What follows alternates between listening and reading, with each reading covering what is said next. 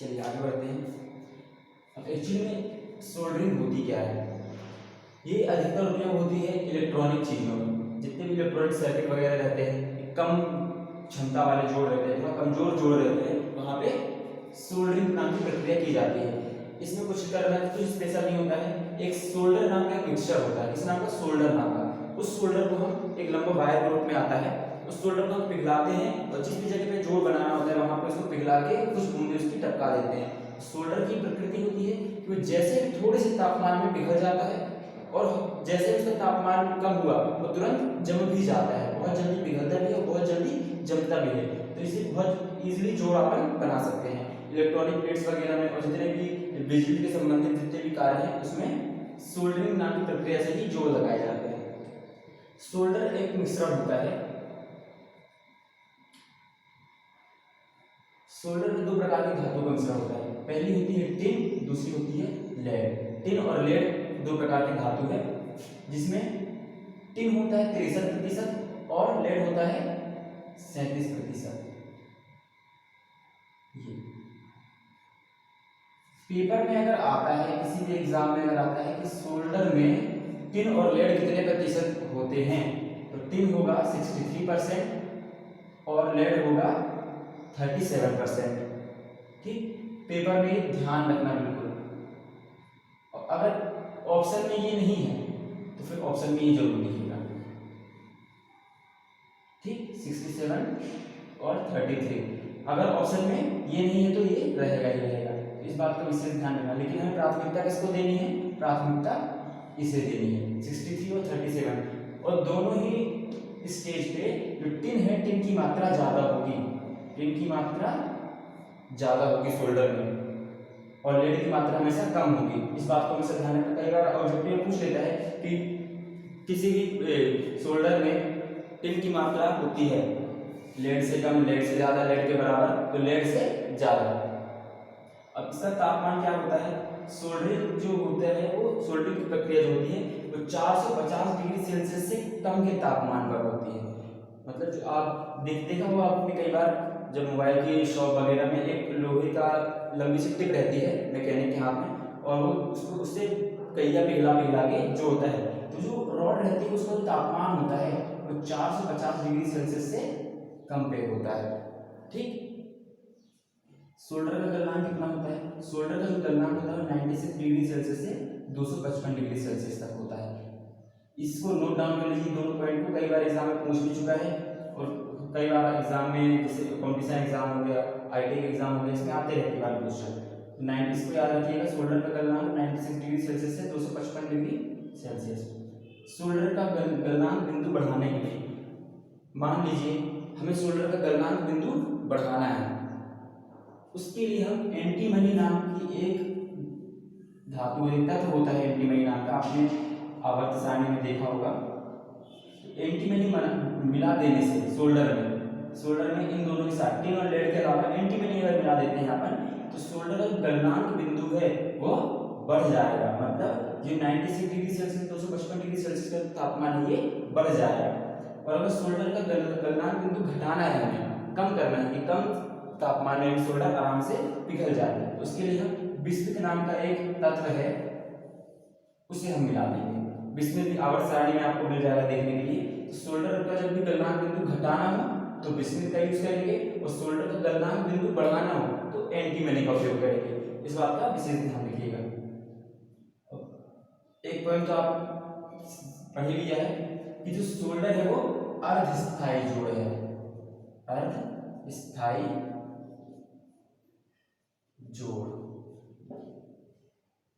समझ गए?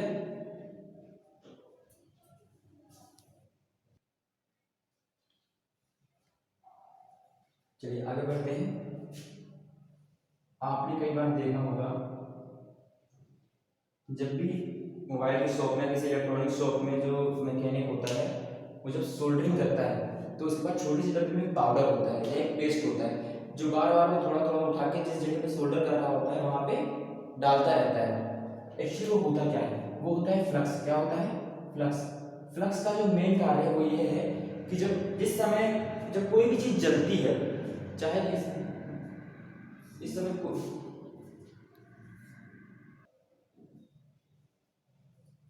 ये प्रकृति का नियम है कि जब कोई भी चीज जलेगी तो उससे क्या होगा, एक धुआं उत्पन्न होगा। जलने के बाद वो कुछ अपने अवशेष छोड़ के जाएगी, राख बनेगी या धुआं बनेगा। तो जलने के बाद जो परिवर्तन होगा वो कुछ ना कुछ तो छोड़ के जाएगा।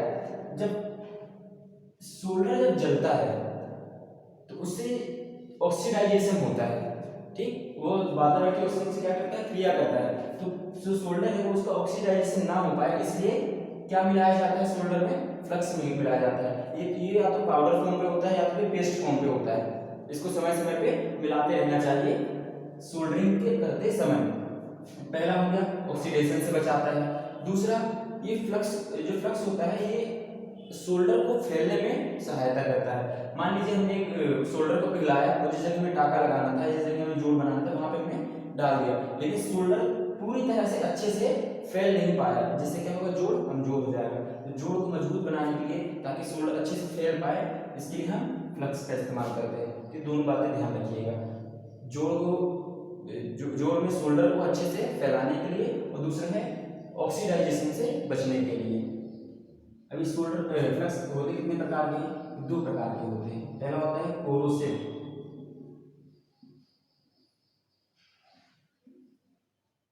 फ्लक्स, दूसरा होता है नॉन कोरोसिव फ्लक्स। ठीक, ये दो प्रकार के फ्लक्स होते हैं, एक होता है कोरोसिव और दूसरा होता है नॉन कोरोसिव। कोरोसिव मतलब जिसमें अम्ल और क्षार की मात्रा हो, ठीक। कोरोसिव फ्लक्स ऐसे फ्लक्स होते हैं जिसमें अम्ल और क्षार की मात्रा उपस्थित होती है। नॉन कोरोसिव फ्लक्स क्या होते हैं, जिसमें अम्ल और क्षार ना हो, ठीक। नॉन कोरोसिव मतलब जिसमें अम्ल और क्षार ना हो, कोरोसिव मतलब जिसमें अम्ल और क्षार हो। उदाहरण के लिए NH4Cl, ammonium chloride, zinc chloride, ठीक। अन्य जितने भी क्लोराइड है और जितने भी ऐसे फ्लक्स हैं जो किसी न किसी प्रकार के केमिकल से बने हैं, जो या तो अम्लीय होंगे या तो क्षारीय होंगे, ऐसे फ्लक्स क्या कहलाएंगे, corrosive flux. Non corrosive flux में सुहागा और बिरोजा, एक्चुअली डामर को बोलते हैं बिरोजा और सुहागा को बोलते हैं बोरेक्स, ठीक। तो ये इसके उदाहरण हैं। ये कुछ धातुएं हैं, पेपर पे कई बार पूछा एग्जाम में कि किस धातु के लिए किस प्रकार के फ्लक्स का उपयोग किया जाता है। तो आयरन शीट और कास्ट आयरन के लिए हमेशा अमोनियम क्लोराइड का उपयोग किया जाता है।